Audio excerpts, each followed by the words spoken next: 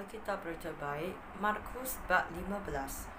Pada pagi-pagi sekali, para ketua imam, pemimpin masyarakat Yahudi, guru Taurat dan anggota-anggota lain daripada majlis agama bermesyuarat untuk membuat beberapa rancangan.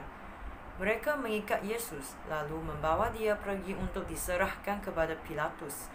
Pilatus bertanya kepada Yesus, "Betulkah kamu raja orang Yahudi?" Yesus menjawab, "Begitulah yang Tuhan katakan." Ketua-ketua imam melemparkan banyak tuduhan terhadap Yesus.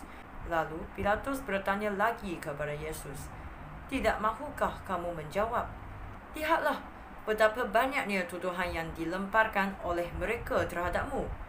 Sekali lagi, Yesus tidak mahu menjawab sepatah pun, sehingga Pilatus merasa hairan. Pada tiap-tiap perayaan Paskah, Pilatus biasanya membebaskan seorang tahanan yang dikehendaki orang ramai. Pada masa itu, seorang bernama Barabas ada di dalam penjara bersama dengan semua pemberontak lain yang telah melakukan pembunuhan pada masa kerusuhan. Ketika orang ramai berkumpul dan seperti biasa mula meminta Pilatus membebaskan seorang tahanan, Pilatus bertanya kepada mereka, "Adakah kamu mahu aku membebaskan raja orang Yahudi ini?"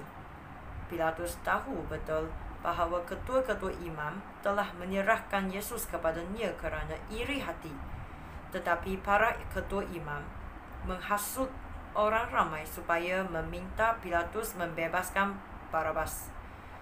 Pilatus berkata lagi kepada orang ramai itu, "Jika demikian, apakah yang kamu ingin aku lakukan terhadap orang yang kamu sebut raja orang Yahudi?" Mereka berteriak, "Salibkan dia!" Pilatus bertanya, "Tetapi kejahatan apa yang sudah dilakukannya?" Mereka berteriak lebih kuat lagi, "Salibkan dia!" Pilatus hendak menyenangkan hati orang ramai, maka dia membebaskan Barabas untuk mereka. Kemudian dia menyuruh orang mencambuk Yesus dan menyerahkan dia kepada askar supaya disalib. Askar-askar membawa Yesus ke balai istana gubernur dan mengumpulkan semua askar yang lain. Mereka memakaikan jubah ungu pada Yesus serta membuat mahkota daripada ranting-ranting berduri lalu meletakkannya pada kepala Yesus. Setelah itu mereka memberikan hormat kepadanya. "Daulat raja orang Yahudi." Mereka memukul kepalanya dengan kayu, meludahinya serta sujud di hadapannya. Setelah mereka mempermainkan Yesus, mereka menanggalkan jubah ungu itu lalu mengenakan pakaiannya semula. Kemudian mereka membawa Yesus keluar untuk disalib. Di tengah jalan, mereka berjumpa dengan seorang bernama Simon. Dia baru datang dari kampung dan sedang memasuki bandar. Askar-askar memaksa dia memikul salib Yesus. Simon berasal dari Kirene. Dia bapa Alexander dan Rufus. Mereka membawa Yesus ke tempat bernama Golgota, yang bermakna tempat tengkorak. Di situ mereka cuba memberikan wain yang bercampur mor kepada Yesus, tetapi dia tidak mahu meminumnya. Kemudian mereka menyalibkan dia, lalu membahagikan pakaiannya di kalangan mereka dengan membuang undi untuk menentukan bahagian masing-masing. Mereka menyalibkan dia pada pukul 9 pagi.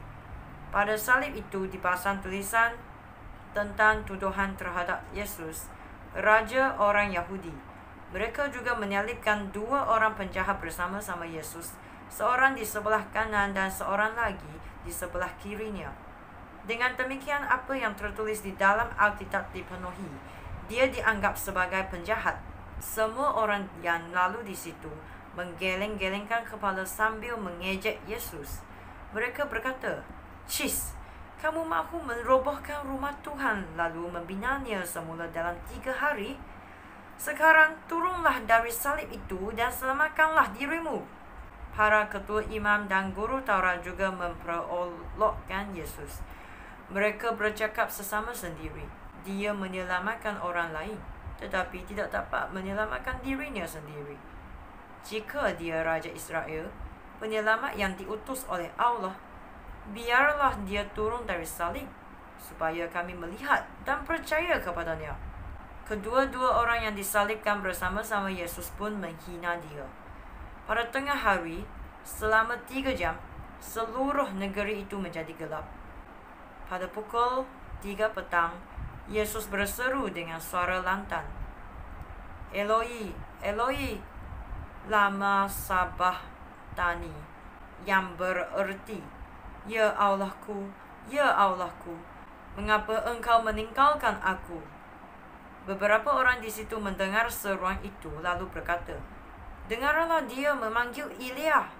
Seorang daripada mereka lari mengambil bunga karan lalu mencelupkannya ke dalam wain murah. Kemudian bunga karan itu dicucukkannya pada hujung sebatang kayu lalu dihulurkannya ke mulut Yesus sambil berkata, "Tunggu, mari kita lihat kalau Elia datang menurunkan dia dari salib." Lalu Yesus berteriak dan menghembuskan nafas yang terakhir. Tirai yang tergantung di dalam rumah Tuhan koyak dari atas sampai ke bawah sehingga menjadi 2 helai. Ketua askar yang berdiri di hadapan salib itu melihat bagaimana Yesus meninggal. Oleh itu dia berkata, "Memang benar orang ini anak Allah." Di situ juga ada beberapa orang wanita yang menyaksikan semuanya dari jauh. Antara mereka ialah Salome, Maria Magdalena, serta Maria, ibu Yakobus yang muda dan Yosos. Mereka lah wanita yang mengikut dan menolong Yesus pada waktu dia di Galilea. Di situ juga ada banyak wanita lain yang telah datang ke Yerusalem bersama-sama Yesus. Hari sudah senja ketika Yusuf dari Arimatea tiba. Dia seorang ahli majlis agama yang dihormati orang. Dia menunggu masanya Allah memerintah. Hari itu hari persiapan, yaitu hari sebelum hari Sabat. Oleh itu, dengan berani Yusuf menghadap Pilatus dan memohon jenazah Yesus. Pilatus hairan mendengar bahawa Yesus sudah meninggal. Lalu dia memanggil ketua askar dan bertanya sama ada Yesus sudah lama meninggal. Setelah mendengar laporan ketua askar itu, Pilatus membenarkan Yusuf mengambil jenazah Yesus. Lalu, Yusuf membeli kain linen. Setelah dia menurunkan jenazah Yesus, dia membalut jenazah itu dengan kain linen. Lalu meletakkan jenazah itu di dalam sebuah kubur baru yang dipahat di bukit batu. Selepas itu, dia menggulingkan sebuah batu besar untuk menutup pintu kubur itu. Maria Magdalena dan Maria ibu Yoses memperhatikan tempat jenazah Yesus diletakkan.